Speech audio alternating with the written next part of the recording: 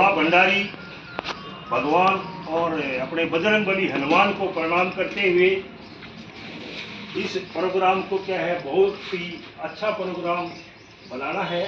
और आप लोगों ने क्या है, आकर यहाँ साफ सफाई करी है और प्रोग्राम की क्या है कैसे करना है उसको क्या सेट किया है। तो आप लोगों बहुत ही मतलब क्या है, ये अच्छा काम किया है। और मैं मंदिर प्रांगण में आने पर आप सभी का हार्दिक अभिनंदन स्वागत करता हूँ। पानी से ज्यादा प्यास की कीमत होती है, मौत से ज्यादा सांस की कीमत होती है। रिश्ते तो भगवान से सब जोड़ते हैं, लेकिन रिश्तों से ज्यादा विश्वास की कीमत होती है।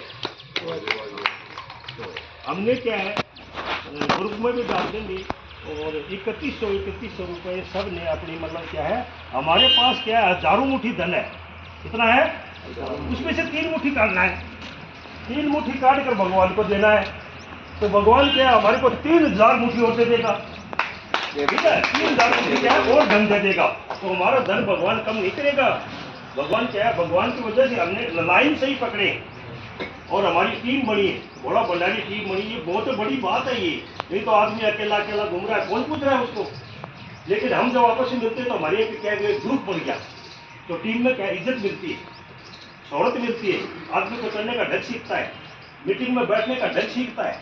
तो वो हमने क्या है, एक होने से हम क्या सीख पाए हैं, आपस में आदर करना सीखे हैं। तो ये एक बड़ी बात है, ये छोटी बात नहीं है। ठीक है, अभी क्या है, मैं आप लोगों को एक छोटी बात बता रहा हूँ। आदमी क्या है, कर्म पर चलता है।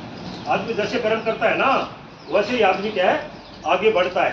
एक विराट नगर में क्या है, एक बहुत ही प्रतापी राजा था। तो उसने ऐसे दरबार लगा रखा।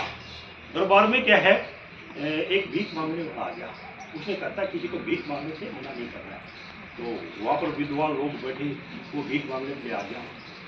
बोला इसको अच्छे से भीख दो, गरीब आदमी है बेचारा। तो दे दिया भीख, अच्छा सा भीख दे दिया।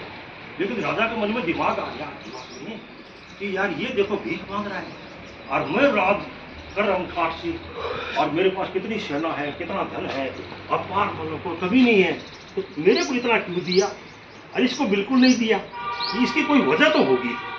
तो सारे विद्वान लोगों को बुलाया कि भाई ऐसे बताओ कि क्या वजह है कि जो मेरे को इतना धन दिया इसको बिल्कुल नहीं दिया। तो विद्वान बोले कि साहब इसका कोई जवाब नहीं, हमारे को इसके लिए टाइम चाहिए। बोले टाइम चाहिए तो बोलो कितना टाइम चाहिए। बोला 6 महीना। बोला ठीक है, लेकिन 6 महीने बाद बहुत पनिशमेंट मिलेगा तुम्हारे को बड़ा, 6 महीने में मेरे को जवाब चाहिए। बोला ठीक है। तो विद्वान सारे आगे बाहर आगे एक तालाब था, उसके पास बैठे। तो बोला यार पता तो नहीं, लेकिन चिंता से भी क्या फायदा है, अपने अपने थोड़ा सा भाई अपने पता करो, और 6 महीने बाद इसी तालाब के पास फिर मिले। तो 6 महीने बाद उसी तालाब के पास आके, लेकिन जवाब तो नहीं है, कोई जवाब नहीं है। फिर एक पंडित जी आ गया, पंडित जी बूढ़ा पंडित जी आ गया।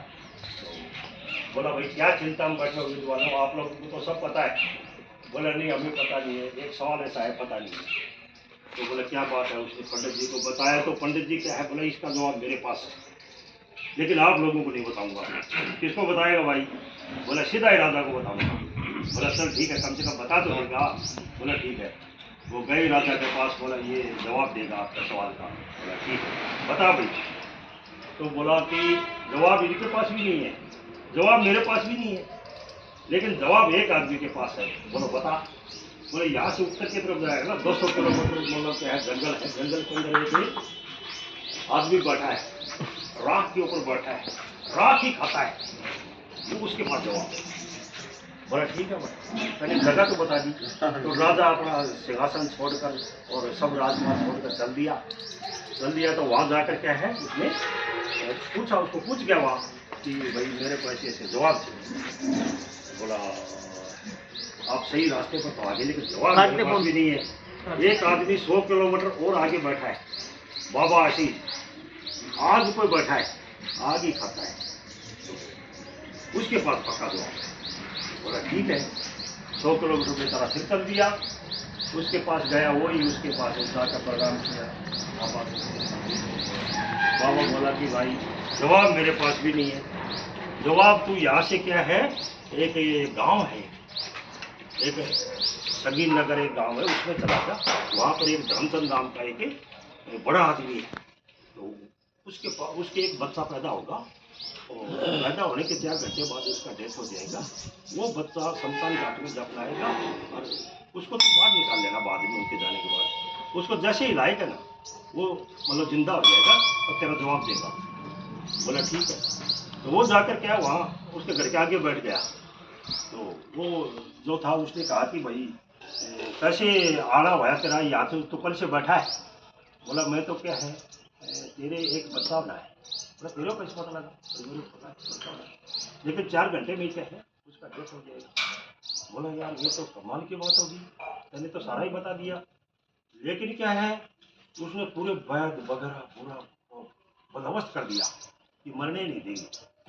लेकिन उसको कौन टाल सकता है?